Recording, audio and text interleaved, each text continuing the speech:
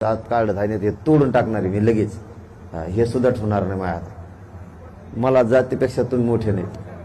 मला माझ्या जातीला आरक्षण द्यायचंय आणि सरकारच्या ओरावर बसून जर नाही घेतली अंमलबजावणी तिथून पुढं मला बी खानदानी मराठ्याचं नाही.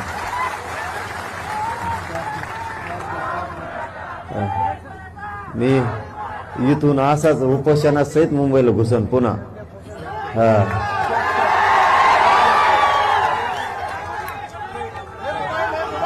पण मी सरकारला सोडणार नाही. मी सरकारला सोडणार नाही.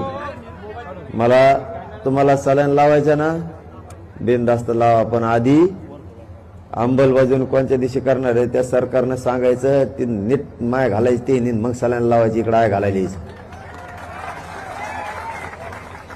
आणि सलाईन ज्यांनी लावल्या ना त्यांनी गपचिप लावल्या मला रातची त्यांनी आता लगेच सरकारच्या मागा लागायचं, अधिकारीत मागा लागायचं.